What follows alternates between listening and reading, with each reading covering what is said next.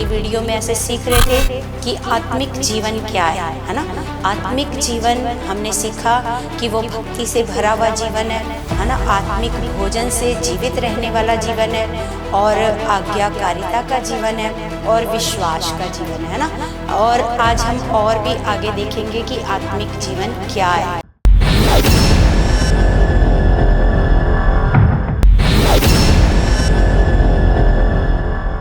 Praise the Lord everyone, God bless you all. परमेश्वर आप सबको बहुत सारी बरकतें और आशीषें मसीह में दे चुके हैं, तो सर्वशक्तिमान पिता का हम धन्यवाद करते हैं। आज का सुंदर समा हमें परमेश्वर ने दिया है, इस बात के लिए धन्यवाद करते हैं कलीसिया। तो जिस प्रकार हम सीख रहे थे कलीसिया, कल की वीडियो में ऐसे सीख रहे थे कि आत्मिक जीवन क्या है ना। आत्मिक जीवन हमने सीखा कि वो भक्ति से भरा हुआ जीवन है ना। आत्मिक भोजन से जीवित रहने वाला जीवन है, और आज्ञाकारिता का जीवन है, और विश्वास का जीवन है ना। और आज हम और भी आगे देखेंगे कि आत्मिक जीवन क्या है ना।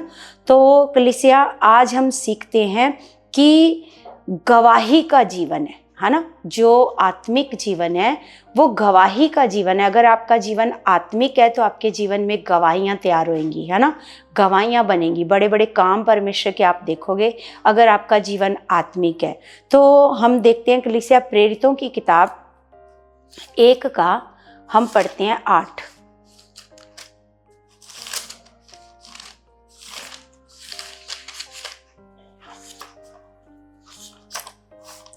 एक का 8 में लिखा है कलीसिया, परंतु जब पवित्र आत्मा तुम पर आएगा तब तुम सामर्थ पाओगे, और यरूशलेम और सारे यहूदिया और सामरिया में और पृथ्वी की छोर तक मेरे गवाह होगे। तो यहाँ पर परमेश्वर का वचन हमें सिखा रहा है। ये बात प्रभु यीशु मसीह ने ऐसे जाते स्वर्ग जाते जाते ऐसे अपने चेलों से कही। उन्होंने कहा कि जब पवित्र आत्मा तुम पर आएगा तो तुम क्या पाओगे, ऐसे सामर्थ पाओगे। फिर तुम सारे यहूदिया में और सामरिया में, लिखा है फिर तुम क्या करोगे, लिखा सारे यरूशलेम और सारे यहूदिया और सामरिया में और पृथ्वी की छोर तक मेरे क्या बनोगे, गवाह। गवाह मतलब आपके जीवन में जब काम होएगा परमेश्वर का, तो आप जब दूसरों को बताओगे तो आप क्या बनोगे, परमेश्वर के ऐसे गवाह बनोगे।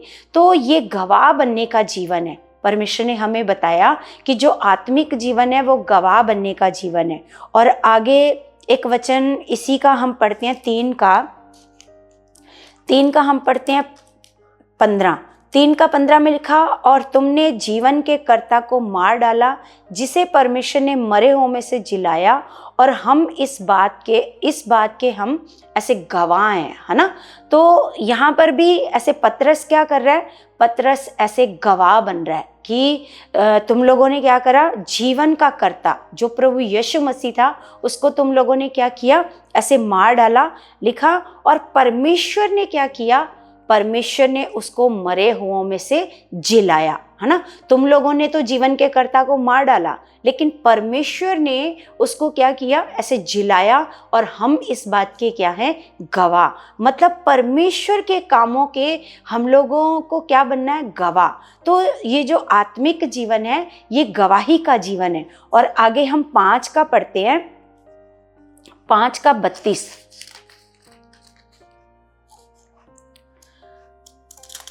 5 का 32 में लिखा है, हम इन बातों के गवाह हैं, और वैसे ही पवित्र आत्मा भी जिसे परमेश्वर ने उन्हें दिया है जो उसकी आज्ञा मानते हैं। तो यहाँ पर भी गवाही देने का वचन ऐसे आ रहा है कि हम इस बात के क्या हैं, गवाह हैं। तो सच में कलीसिया हमें परमेश्वर ने बताया कि हमने पिछली वीडियो में भी ऐसे सीखा, और आज भी परमेश्वर हम लोगों को सिखा रहा है कि आत्मिक जीवन क्या है। आत्मिक जीवन है, अब आज हमने सीखा ये गवाही का जीवन है। और दूसरी बात, ये खुद की इनकारी का जीवन है ना। खुद का इनकार करने वाला जीवन है ना। जिस प्रकार प्रभु यीशु मसीह ने मत्ती की पुस्तक 10 का 37 से लेकर 39 में कहा है कि जो मुझसे अधिक अपने माता पिता को प्रेम करता है वो मेरा चेला होने के योग्य ऐसे नहीं है ना। तो सच में कलीसिया ये जो जीवन ये जो जीवन है आत्मिक जीवन, ये खुद की इनकारी का जीवन है। और आगे है सावधानी का जीवन। सावधानी का जीवन, आत्मिक जीवन जो है वो बिल्कुल सावधानी से चलने वाला जीवन है ना। जिस प्रकार परमेश्वर ने पहले ही अपने वचनों में बताया कि ना तो तुमने दाएं मुड़ना और ना तुमने ऐसे बाएं मुड़ना है, ये बिल्कुल सावधानी से चलने वाला और सीधा सीधा परमेश्वर के वचनों को मानने वाला ऐसे जीवन है ना। और आत्मिक जीवन जो है वो लापरवाही का जीवन नहीं है कलीसिया, है ना। आलस का जीवन नहीं है, लापरवाही का जीवन नहीं है, बहुत चौकसी से चलने वाला जीवन है। तो सच में हम एक वचन पढ़ते हैं इफिसियों की पुस्तक,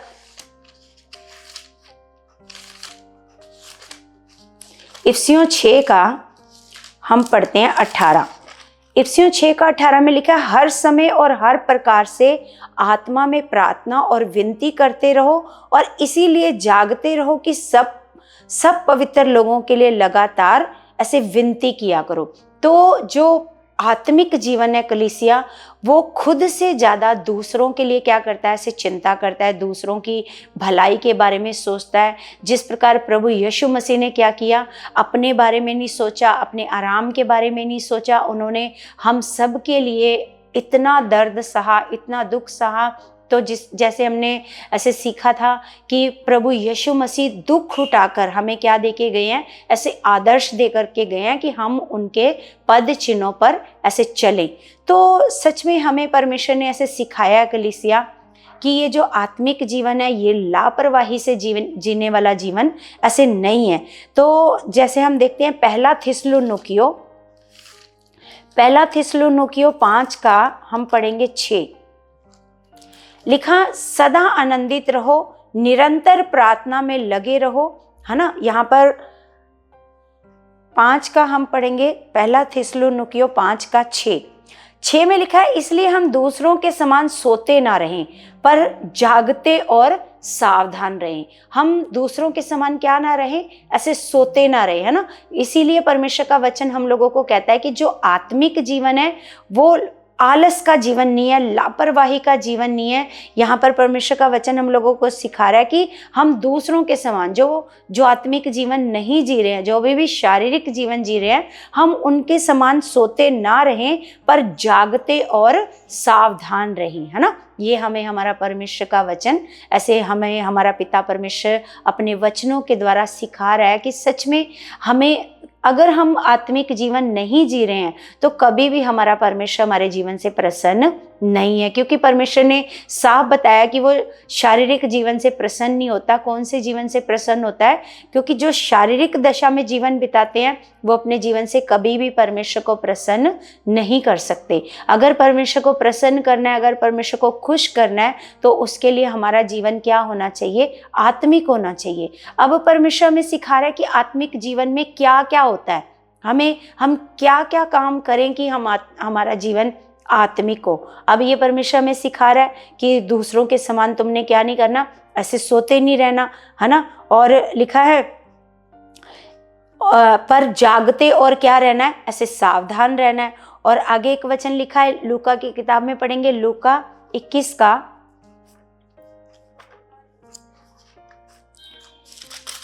का पढ़ेंगे 34। लिखा, इसलिए सावधान रहो, ऐसा न हो कि तुम्हारे मन खुमार और मतवालेपन और इस जीवन की चिंताओं से सुस्त हो जाएं और वह दिन तुम पर फंदे के समान अचानक आ पड़े।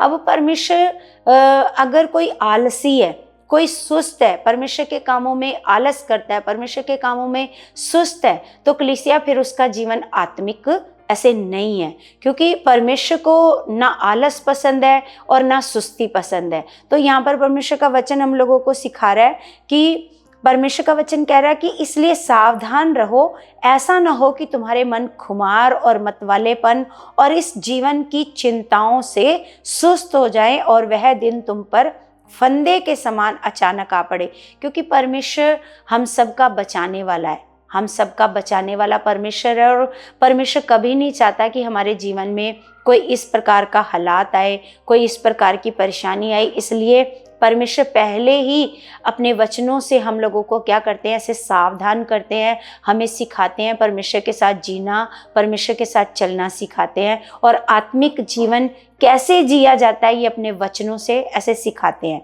तो अगली बात परमेश्वर ने हम लोगों को सिखाई है कलीसिया कि ये प्रार्थना का जीवन है। अगर आपके जीवन में प्रार्थना नहीं है तो फिर आपका जीवन आत्मिक नहीं है ना। अगर आप प्रार्थना नहीं करते या प्रार्थना कर नहीं पाते, आपका मन प्रार्थना में नहीं लगता है, तो फिर भी आपका जीवन आत्मिक ऐसे नहीं है ना। तो जो प्रार्थना है कलीसिया, वो आत्मिक जीवन जीने वाला क्या करता है, ऐसे हमेशा ऐसे प्रार्थना करता है। जिस प्रकार पहला थिस्सलुनीके 5:17 में परमेश्वर का वचन बताता है कि निरंतर प्रार्थना में ऐसे लगे रहो। परमेश्वर ये चाहता है कि आप हमेशा क्या रहो, ऐसे प्रार्थना में बने रहो, परमेश्वर के पास आओ, परमेश्वर से रोज बातचीत करो, है ना। परमेश्वर से सीखो, परमेश्वर से सीख कर ऐसे और आगे बढ़ो। क्योंकि जब आप परमेश्वर के आत्मा के अनुसार चलोगे तो परमेश्वर प्रतिदिन आपको नई नई बातें सिखाएंगे, नई नई बातों से चलना सिखाएंगे, और किस प्रकार शैतान की युक्तियों से बचे रहना है वो भी परमेश्वर आपको प्रार्थना में ही सिखाएंगे। तो अगली बात है कलीसिया कि उन्नति का जीवन, ये जो आत्मिक जीवन है ये उन्नति का जीवन है, ये आगे बढ़ने का जीवन है। क्योंकि परमेश्वर को ठहराव पसंद नहीं है, एक ठहरा हुआ जीवन परमेश्वर को पसंद नहीं है। परमेश्वर को कौन सा जीवन पसंद है, आगे बढ़ने वाला, उन्नति करने वाला, है ना। तो ये वाला जीवन परमेश्वर को पसंद है। जिस प्रकार हम कलीसिया देखते हैं भजन संहिता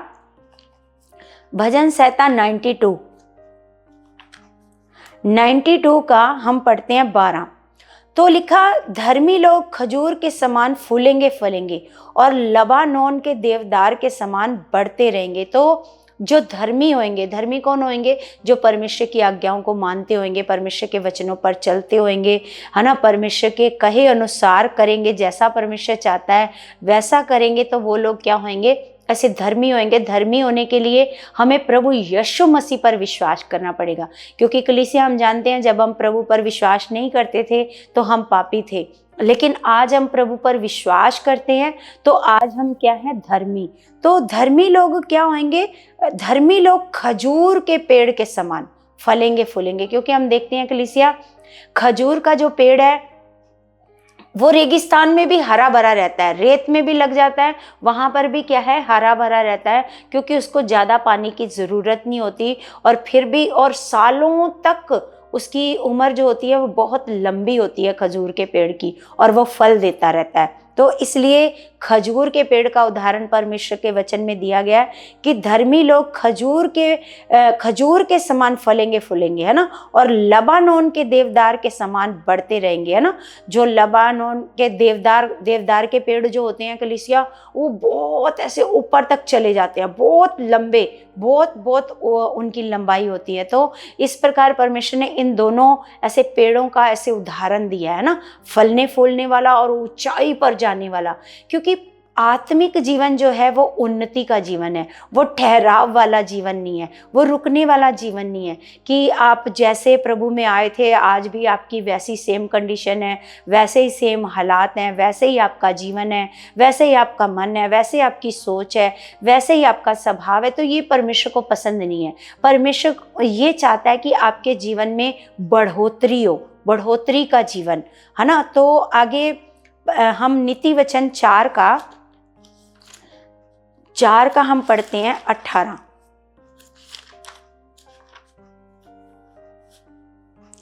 लिखा, परंतु धर्मियों की चाल उस चमकती हुई ज्योति के समान है जिसका प्रकाश दोपहर तक अधिक बढ़ता रहता है। तो हम देखते हैं कलीसिया, जब सूरज सुबह उगता है तो उतना ज़्यादा प्रकाश नहीं होता उसका, है ना, वो थोड़ा मध्यम होता है। तो लेकिन जैसे जैसे दोपहर आती है तो सूरज का प्रकाश क्या होता है, ऐसे बहुत तेज़ हो जाता है, बहुत बढ़ जाता है। तो परमेश्वर ने यहाँ पर सूरज के प्रकाश के साथ धर्मियों की क्या करी है, ऐसे तुलना करी है कि परमेश्वर जो धर्मी होंगे उनका जो प्रकाश होएगा वो दोपहर के समान अधिक से अधिक ऐसे बढ़ता जाएगा।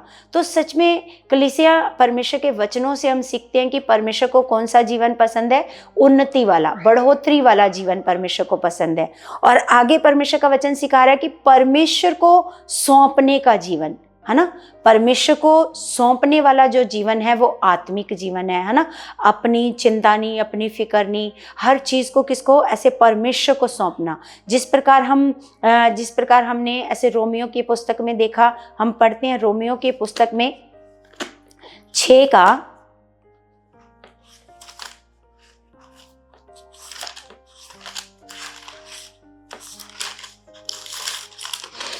का पढ़ेंगे हम 11।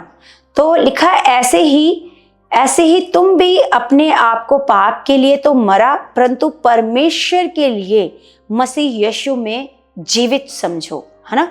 कि अपने आप को क्या समझो, ऐसे पाप के लिए तो मरा हुआ। अपने आप को किसको सौंपना है, अपने आप को परमेश्वर को सौंपना है, ना कि पाप को सौंपना है अपने आप को, है ना। अपने आप को पाप को नहीं, अपने आप को किसको सौंपना है, ऐसे परमेश्वर को सौंपना है। परमेश्वर को सौंपने वाला जीवन। पाप को सौंपेंगे तो इसका मतलब हमारा जीवन जो है वो आत्मिक ऐसे नहीं है। अगर हम अपने आप को परमेश्वर को सौंपते हैं तो फिर वो हमारा जीवन क्या है, ऐसे आत्मिक है, परमेश्वर को सौंपने वाला जीवन, है ना। और कुलूसियों की पुस्तक 3 अध्याय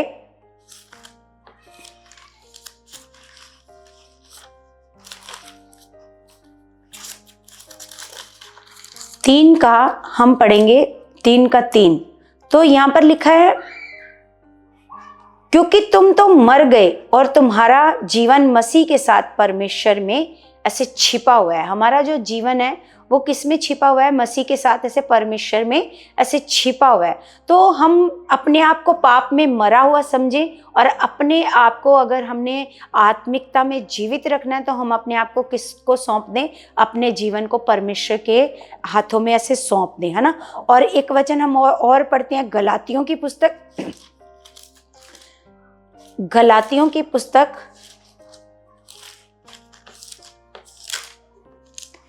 2 का हम पढ़ते हैं 20। 2 का 20 में लिखा है, कलीसिया, मैं मसीह के साथ क्रूस पर चढ़ाया गया हूं, अब मैं जीवित ना रहा पर मसीह मुझ में जीवित है, और मैं शरीर में अब जो जीवित हूं तो केवल उस विश्वास से जीवित हूं जो परमेश्वर के पुत्र पर है, जिसने मुझसे प्रेम किया और मेरे लिए अपने आप को ऐसे दे दिया, है ना। तो कलीसिया, अब क्या करना है, अब हमने क्या करना है, अपने आप को ऐसे अपने, जैसे परमेश्वर का वचन कहता है कि अपने अंगों को, पाप को ऐसे मत सौंपो, अपने आप को किसको सौंप दो, अपने आप को परमेश्वर को सौंपो। क्योंकि परमेश्वर हम सब के लिए, अब हम प्रभु यीशु मसीह पर विश्वास करते हैं तो ये सोचते हैं अब हम पाप के लिए मर चुके हैं, अब हम ऐसे जीवित हैं तो परमेश्वर के लिए जीवित हैं, मसीह में अब हम क्या है, ऐसे जीवित हैं। क्योंकि जब हमने अपने आप को सौंपा प्रभु यीशु मसीह को, तब हम क्या हैं, मसीह में ऐसे जीवित हैं। लेकिन जब हमने अपने आप को सौंपा ही नहीं है, हमने अपने आप को अभी भी पाप में, बुराई में, है ना, उसको सौंपा हुआ है, तो फिर अभी भी हम क्या है, मतलब अभी भी हम आत्मिक जीवन ऐसे नहीं जी रहे हैं। तो आगे हम देखते हैं कलीसिया, जय पाने वाला जीवन, जो आत्मिक जीवन है वो क्या है, जय पाने वाला जीवन है। जिस प्रकार हम कुरिन्थियों की पुस्तक में पढ़ते हैं कि परमेश्वर हमेशा हमें क्या लिए फिरता है, ऐसे जय के उत्सव में। परमेश्वर जीत दिलाने वाला परमेश्वर है। आत्मिक जीवन जो क्या है, हमेशा जय पाने वाला जीवन है। हमें परमेश्वर हमेशा ऊंचाई पर लेकर के जाता है, हमेशा हमें जयवंत करता है, हमेशा हमें जय के उत्सव में लिए फिरता है ना।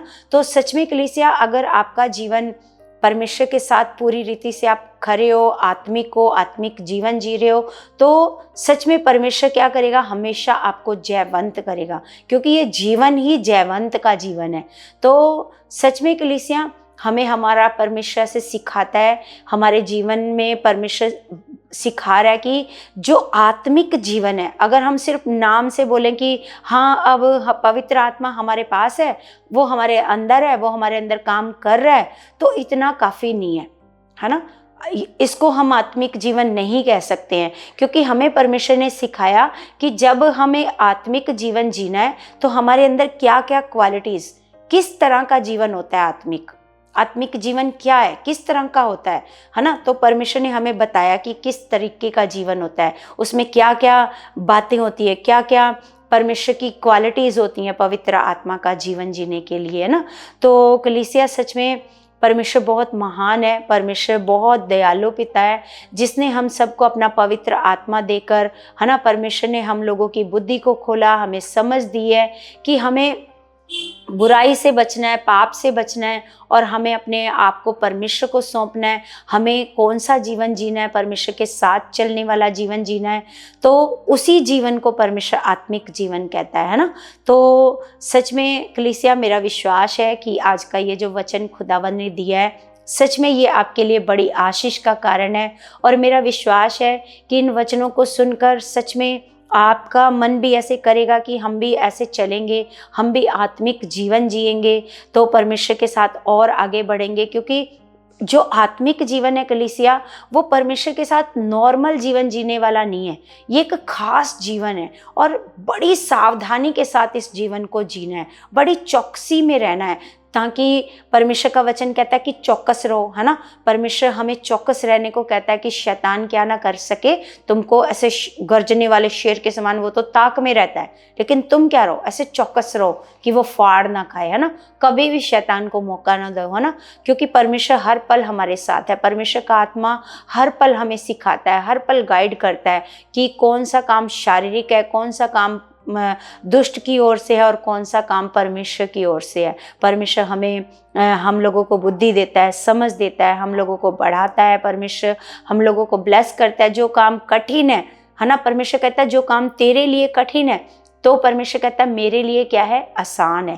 तो जो काम आपके लिए बहुत मुश्किल लगता है कि ये मेरे से हो नहीं पा रहा, तो हमें क्या करना चाहिए, अपने परमेश्वर के सामने जाओ, घुटने टेको, परमेश्वर इस काम में आप मेरी मदद करो, आपका पवित्र आत्मा मेरी मदद करे, मेरे बदलने में, मेरे स्वभाव के बदलने में पवित्र आत्मा मेरी क्या करे, ऐसे मदद करे। तो सच में कलीसिया, परमेश्वर से आप जैसा मांगते हो, जो मांगते हो, परमेश्वर क्या करता है, पूरा करता है। और मेरा विश्वास है आज के वचन के द्वारा आपने ऐसे बहुत सारी आशीष पाई है, बहुत सारी बरकत पाई है और बहुत सारा आप आत्मिक जीवन में बड़े हो, ये वचन सुनकर मेरा विश्वास है कलीसिया।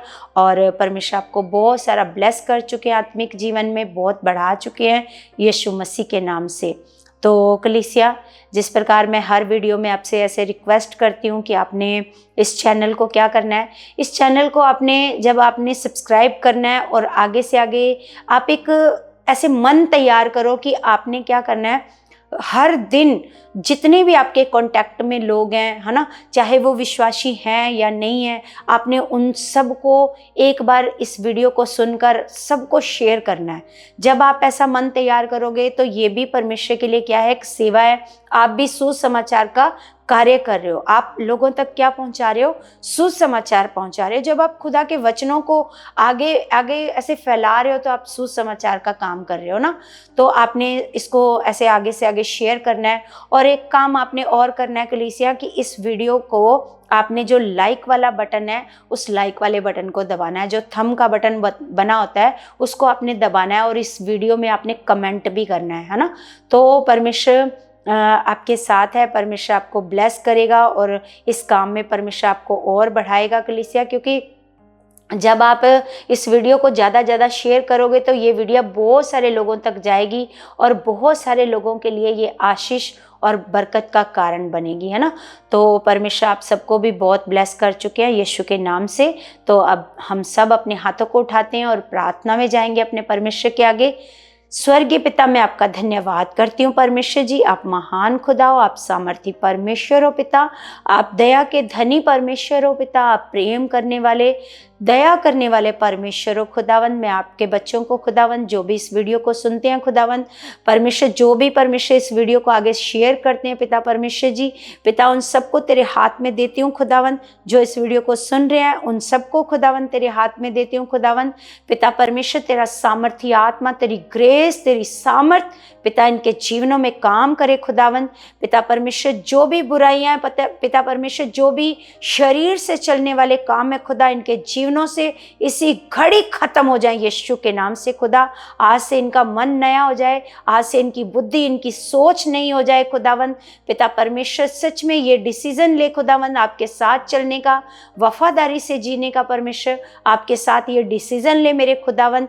पिता जो भी इनके जीवन में कोई परेशानी है, हालात है, पिता परमेश्वर किसी भी प्रकार की परेशानी है खुदावंद, आप यीशु नासरी के नाम से मेरे पिता उस सारी परेशानियों को आप खत्म कर चुके हो। सारे रोगों को, बीमारियों को पिता इनके जीवनों से आपने खत्म कर दिया है, ये मेरा विश्वास है। तेरे पवित्र आत्मा ने इनको छू लिया है खुदावंद, तेरा पवित्र आत्मा इनको छू कर इसी घड़ी चंगा कर चुका है परमेश्वर। मैं विश्वास करती हूँ खुदावंद, मेरी प्रार्थना के द्वारा परमेश्वर आपने उसका उत्तर दे दिया मेरे खुदावंद। आपने अपने बच्चों को इसी घड़ी परमेश्वर, इसी घड़ी चंगा कर दिया यीशु के नाम से खुदावंद। मैं विश्वास करती हूँ हमारी प्रार्थना का उत्तर आ चुका है यीशु मसीह के नाम से। आमेन, आमेन। सबको जय मसीह की।